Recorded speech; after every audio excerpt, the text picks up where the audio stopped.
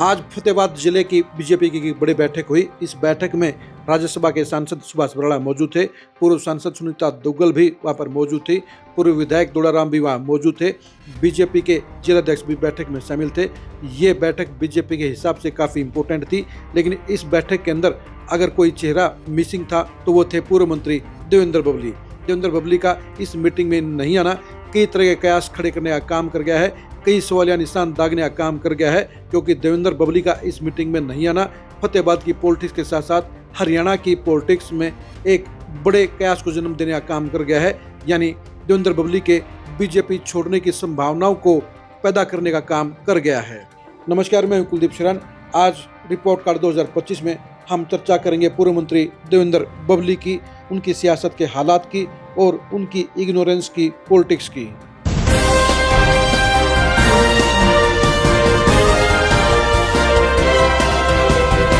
देवेंद्र बबली प्रदेश के उन चंद नेताओं में शामिल हैं जिन्होंने इंडिपेंडेंट चुनाव लड़कर अपनी अलग शख्सियत, अलग मुकाम, अलग जनाधार बनाने का काम किया था। और यही वजह रही कि 2019 के चुनाव में देवेंद्र बबली 1 लाख वोट लेकर सबसे ज्यादा बेहतरीन परफॉर्मेंस करने वाले विधायकों में शामिल रहे। बीजेपी जेजेपी की सरकार में वो मंत्री भी बने। मंत्री के तौर पर उनकी चर्चा उनकी साफ गोई को लेकर रही, उनकी ईमानदारी को लेकर रही, और यही वजह रही कि उनकी जहां किसान संगठनों के साथ में तनातनी रही, वहीं पर अफसरों के साथ भी उनका 36 का आंकड़ा रहा, क्योंकि देवेंद्र बबली साफ क्लियर पॉलिटिक्स करते आए हैं। और यही वजह रही कि उनके व्यवहार के अंदर शक्ति नजर आई, उनके व्यवहार के अंदर अक्खड़पन भी नजर आया, लेकिन वो परफॉर्मेंस देने वाले मंत्री थे। और यही वजह रही कि बीजेपी जेजेपी का गठन टूटने के बाद वो बीजेपी में शामिल हो गए। 2024 का चुनाव वो बीजेपी के टिकट के ऊपर टोहाना से लड़े और चुनाव में हार गए। लेकिन सबसे बड़ी दिक्कत ये है कि टोहाना के अंदर देवेंद्र बबली के सामने बीजेपी के ही बड़े नेता सुभाष बराड़ा हैं। सुभाष बराड़ा पहले टोहाना से विधायक रहे, वो बीजेपी के प्रदेश अध्यक्ष भी रहे और आज की तारीख में राज्यसभा के मेंबर हैं।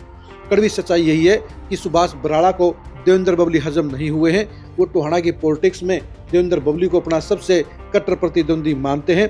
बीजेपी में शामिल होने के बावजूद भी वो देवेंद्र बबली को अपना सहयोगी नहीं मानते हैं।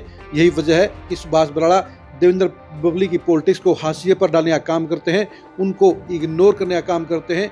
बीजेपी के कार्यक्रमों के अंदर भी कई बार उन्हें बुलाया नहीं गया है, और अगर बुलाया भी गया है तो उन्हें इग्नोर करने का काम किया गया है। 2025 में लगभग 1 दर्जन कार्यक्रम ऐसे रहे जहां पर सुभाष बराड़ा ने अपनी सुपरमेसी दिखाने का काम किया। उन्होंने चुनाव लड़ने के बावजूद देवेंद्र बबली को वो इम्पोर्टेंस पार्टी के अंदर और प्रशासन के अंदर नहीं मिलने दी जिसके वो हकदार थे। यानी सुभाष बराड़ा टोहाना की पॉलिटिक्स में इंटरफेयर करने का काम कर रहे हैं, वो देवेंद्र बबली की पॉलिटिक्स को दबाने का काम कर रहे हैं। देवेंद्र बबली पर्सनल जनाधार के मामले में सुभाष बराड़ा के ऊपर 19 नहीं बल्कि 36 पड़ते हैं, और यही वजह है कि सुभाष बराड़ा को वो लगातार खटकते रहे हैं। और यही वजह है कि देवेंद्र बबली की पॉलिटिक्स को खत्म करने के लिए वो हर मुमकिन प्रयास भी करते हैं।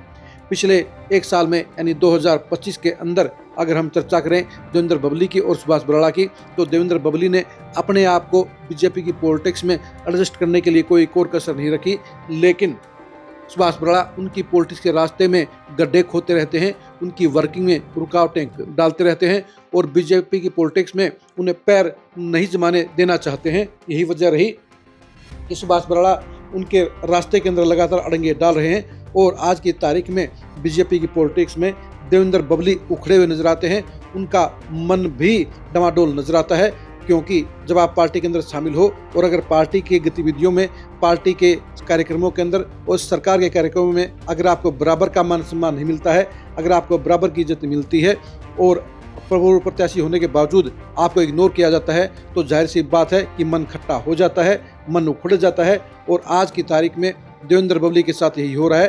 देवेंद्र बबली बीजेपी की पॉलिटिक्स में होकर भी बीजेपी से बाहर नजर आते हैं, क्योंकि सुभाष बराड़ा की अगुवाई में बीजेपी का एक बड़ा वर्ग उनके साथ सोतेला व्यवहार कर रहा है। और यही वजह है कि देवेंद्र बबली को अब खटका हो रहा है। देवेंद्र बबली 2029 की अपनी सियासत को लेकर गंभीर मंथन कर रहे हैं। अगर बीजेपी ने देवेंद्र बबली को संभालने का काम नहीं किया तो फिर देवेंद्र बबली बीजेपी छोड़ने के लिए मजबूर भी हो सकते हैं। जाहिर सी बात है आज की तारीख में सारा का सारा मसला बीजेपी के हाथ में है, मुख्यमंत्री नायब सैनी के हाथ में है।